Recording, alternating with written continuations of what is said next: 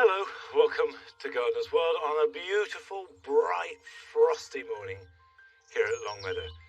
These spring frosts can catch some early flowering plants unawares, but they make this gardener's heart sing. You suddenly feel full of life, full of light, and full of energy. And there's quite a lot to do in the garden. Now, I've just cleared this bed of kale. I sowed it last March. We started picking it when the leaves were young in May, and we've been eating it ever since. So a whole year has passed. You can see if I pick up a stalk that just a little sprouty bit at the top, but all the way up these leaves came through. And the great thing about this kale, which is Cavolo Nero, black Tuscan kale, is that it's sweet, it cooks like spinach, you can use it in soups and stews, it makes fantastic pasta sauce. Time now for it to go to the compost heap, and I can clear that bed. Now, in today's programme, as well as working in the vegetable garden, I'm planting an Amelanchier. I'll be working in the jewel garden and sowing some vegetable seeds ready for planting out when the ground warms up. Right, these can be shredded. This week, in his last of 3 films looking at the garden tree, Joe is learning how best to prune them. Oh yeah, that makes a big difference actually, eh? And to show us houseplants as we've never seen them before, Nick Bailey goes to Barbican to visit a conservatory of giants. This has got to be the classic icon of 70s interiors, the Swiss cheese plant. Here you can see the specimen is probably 25 metres tall. And last summer we visited a garden in Oxfordshire that is crammed with clematis.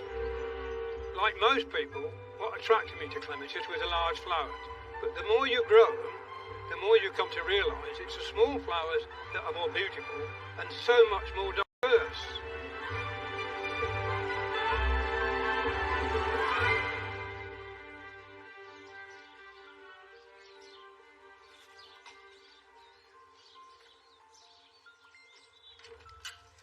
You stay outside, you two.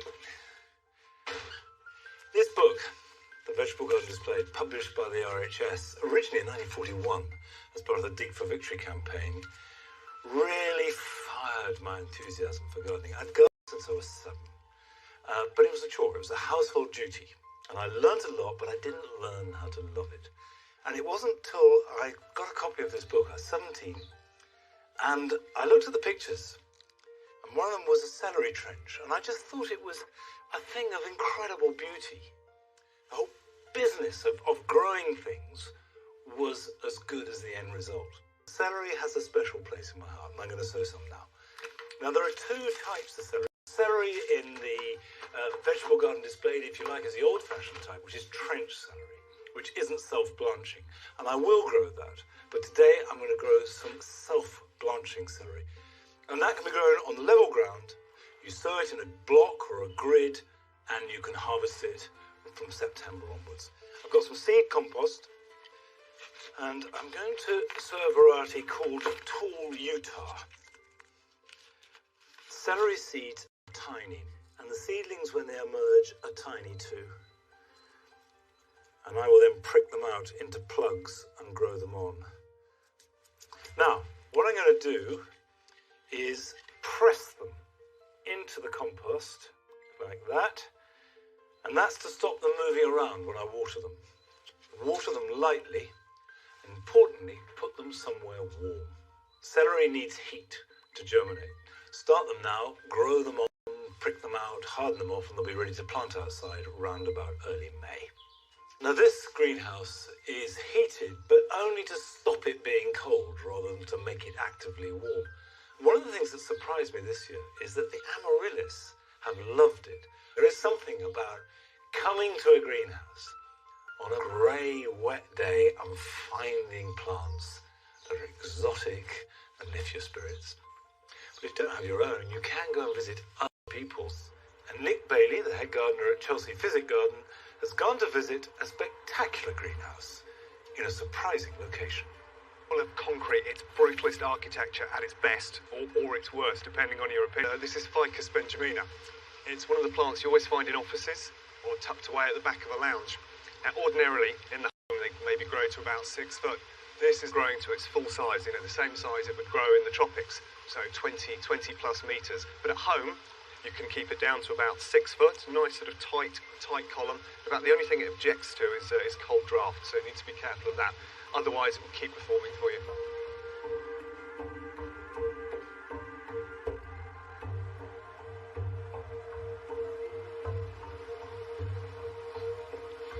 This has got to be one of the plants that virtually everybody knows. It's commonly called money plant or the jade plant, but its botanic name is Crassula ovata. It comes from South Africa and it grows in really hot, dry conditions. So if you want to grow it well at home, go for a really sort of hot, sunny windowsill. I absolutely love it there. Small windowsill plants are fairly unlikely to flower, but once they get to sort of above about, this is looking amazing on the windowsill.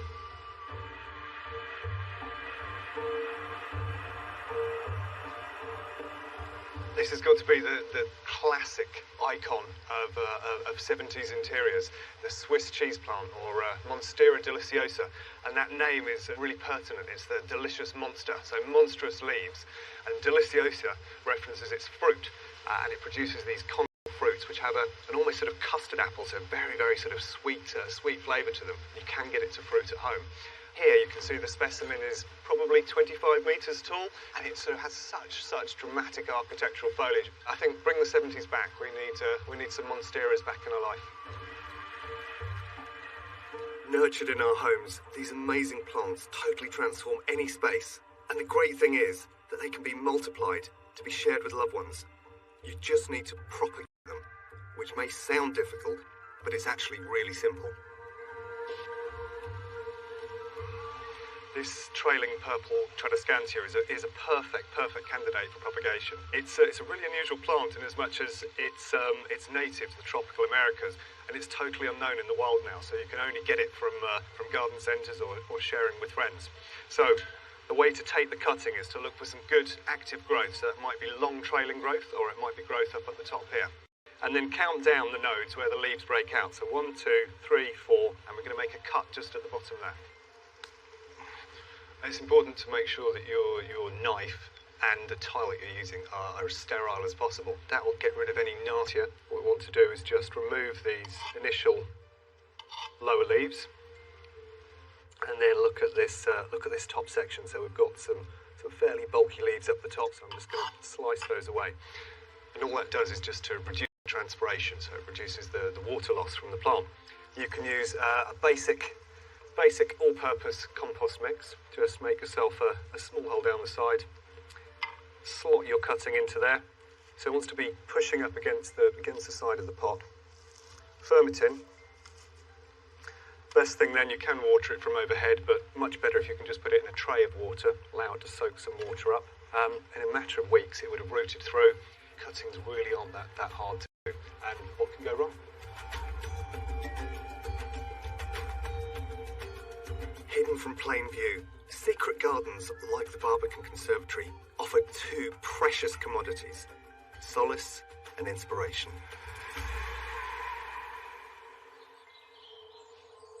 Nelly? And if you'd like to visit the Barbican Conservatory, look on our website for opening hours. I long ago learnt to live with the fact there are a whole range of plants that just won't. So apparently Trees don't get pruned in nature, so why do we need to prune them in a garden situation? It's different because you have to maintain a safe environment if you're going to be living in and around these trees. You might have underplanting that needs some more light and nutrients, so you have to balance the needs of both. Larger trees may be protected by the local council, so it's worth consulting a tree surgeon to check what you can do. But you don't always need to call in an expert for tree work. There's pruning you can do on your own to ensure your trees fulfil their potential. Oh no, this is much more a manageable size for the average gardener. How old do you reckon this tree might be? Probably 5-6 years old in total, and probably been in the ground about 2 years now. Okay, but there's lots that we can do now to make sure that this grows into a really good shape. Absolutely, it should be done now. It's like the ideal time to do it, to just open up and give it a good structure. I think we'll take off these lowest three here, actually. Okay. And that one? And that one as well on that side. Do you want to do that one? Yeah, sure. These cuts create a good, clean trunk with an even and balanced crown of branches above it. Right. What's happening in here? It's quite congested in the middle of the tree, isn't it? It is there, and you've got this 1, 2, and 3 branches all growing in the same direction there, too close together really, so it's just a case of spacing those out. And I would suggest it's this centre one that goes here because it will get rid of this slightly crossing branch we've got here anyway. So I'll just lean in there and take that one out now.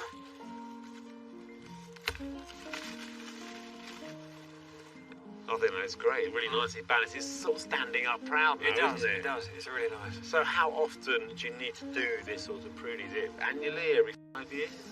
I would say check it every year just to make sure there isn't anything untoward, but generally every... Like a human, if you cut a tree, its wound can heal, but it's important to get the cuts right. This is a really lovely ash.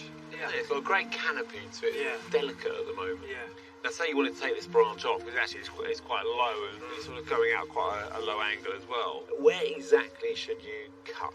So firstly you need to take the weight off the branch, so cut it and leave a stub at first, and then once you've got the stub you can be quite precise and you cut it just in front of that collar there, and that will allow the tree to seal up the wound as quickly as possible, because otherwise it's always going to be an open wound and entry point for decay fungi to get into the rest of the tree. One way to transform a young tree is to give it a crown lift, which can help create space under the branches for mowing or for underplanting. Right, so how high do you want to go with this? How much do you want to take off the bottom? I think these 4 here, 1, 2, 3, 4, Okay. and that's really going to be about 1/3 of the total height, and that's a good rule of thumb for crown lifting. 1/3 exposed stem, 2/3 crown. Now, autumn is definitely the best time with birches, isn't it? It is, yeah. In the spring is actually a bad time to prune them because the sap is rising and they'll bleed profusely if you do it then. Yeah, okay. So you're going to get that one off? This one here, yep. Okay.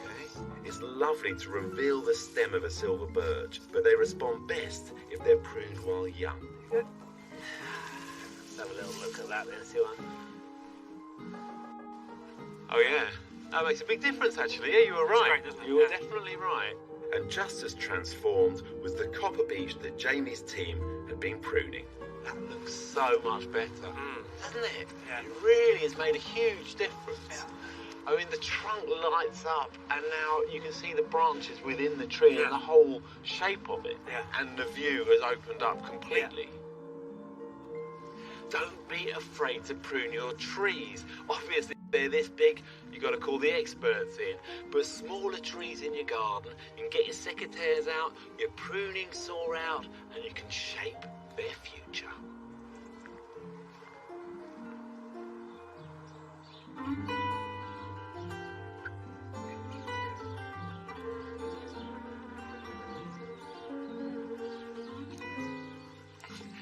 I remember on my one and only trip to Japan, although I hope not my last, being astounded by the extent of the pruning that went on with the trees. I never once in 2 weeks saw a tree in a park, a street, let alone a garden, that wasn't pruned to the point of manicuring. It was a real insight into what you can do, if you want to, with almost any kind of tree. Now, far from trees, I want to sow some climbers, some annual climbers. Most of us grow sweet peas, which work very well, but these are tender. So if I sow them now to mid-May, and I've got some cobea here, cobea scandens, which won't even start flowering till late summer. Last time I grew them, which was 2 years ago, the flowers appeared in September. But they were fantastic, and they went on flowering until the first frosts, which were November. You need to sow the seed now into pots. So I've got purple here, which I will grow, again, probably in a pot, in a dual garden. And the seeds are fairly large, and I'm going to grow 2 to a pot. So just push them in on their side. Whichever seedling grows strongest, I'll leave and then take out the other. And I probably plant 3 or 4 plants to a large pot. I'm using a seed compost, but they are going to be in the pot for quite a long time, so you may want to enrich it a bit. A general purpose compost will actually do fine. Cobea likes rich soil, plenty of moisture, good drainage, but they are greedy, hungry feeders, and they respond to warmth. So when you position them, put them somewhere sunny and sheltered. I'll water those, put them somewhere warm, and I won't plant these out until early June. Now these will climb and do their stuff just for a relatively short season, but of course We grow clematis and expect them to reappear year after year, and most of us have some in our gardens and really enjoy them. But very, very few people on this planet will either love clematis as much as Mike Brown does, or grow as many in their garden.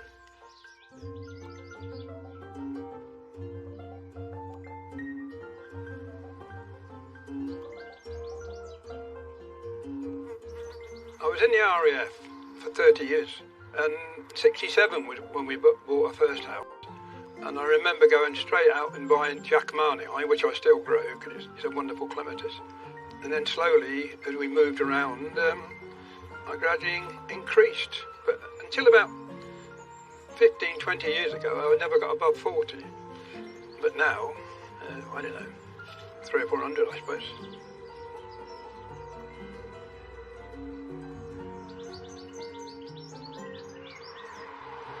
Come on, Harry.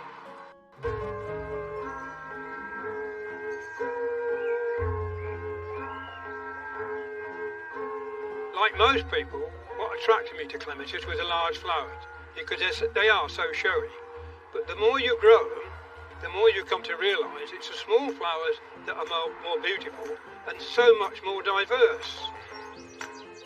This clematis is called Vitalba, old man's beard, as a parent.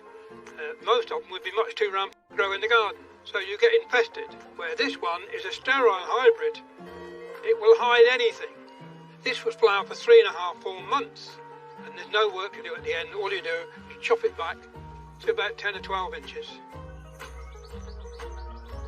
Here we've got a couple of interesting clematis, really. They're both Viticellas, but very different. This one is called Betty Cornin, and it's one of the best scented clematis there are. And it's one of very few where you don't actually need the sunshine, providing you've got 20 degrees C, you will get a lovely scent. The other one has two names.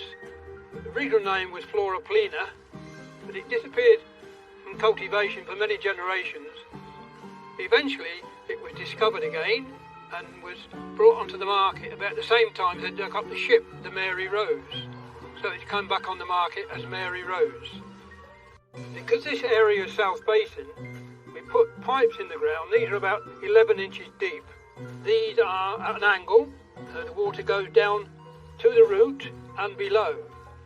What you must never do is just water the surface of the soil, because the roots come up for it, and now it's a surface rooted plant, and as you get a long hot dry period, you tend to lose the clematis with lack of moisture.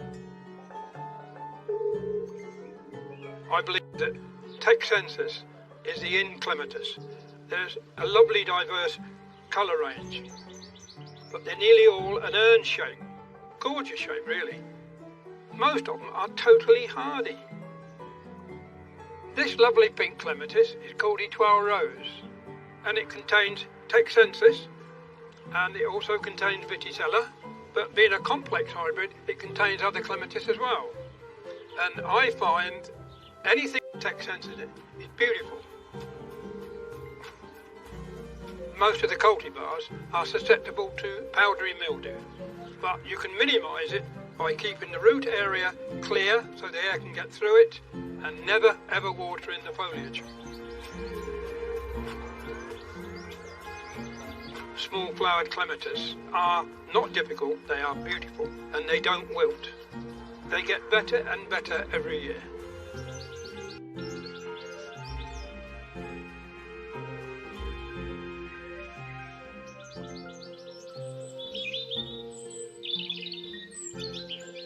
Well, I absolutely agree with Mike that the late flowering clematis are my favourites, because they may start a little bit late, but they go on flowering well in predators. They could range to be as big as a hedgehog, it could be as small as an insect. That will keep your garden healthy as much as anything else you can do. Come on, Nigel.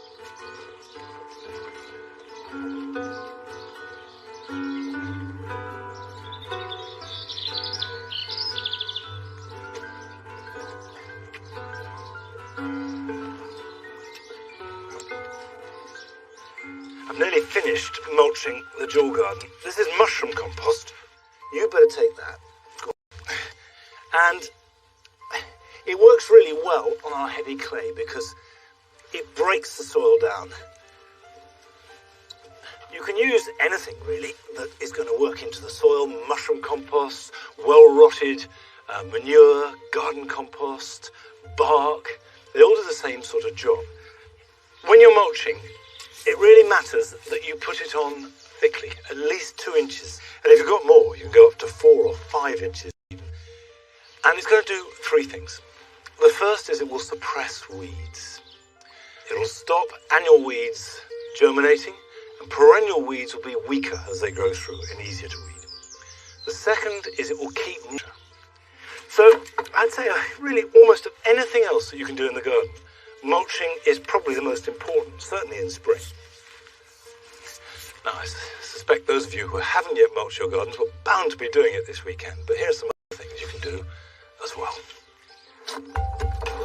If you get perennial weeds like bindweed or couch grass into a border, they can be really difficult to eradicate, especially if they're growing in amongst your plants.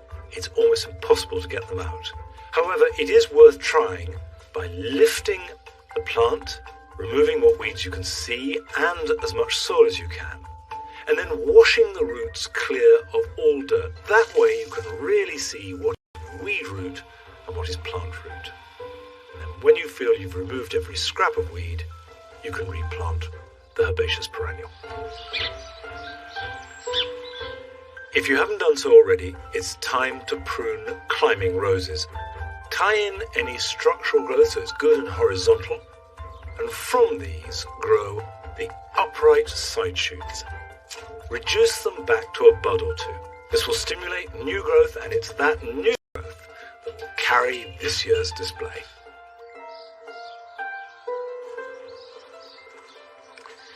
The crocuses in the wild garden are loving the sunshine. They've only just appeared in the last day or two, and are just making the most of this glorious weather. And there's going to be more sunshine from Sunday, because it's the spring equinox, when daylight gets longer than night. So not only are the days getting longer, they're getting brighter. I'll see you back here at Longmeadow next Friday. Till then, bye-bye. Come on, guys. Come on. Come on.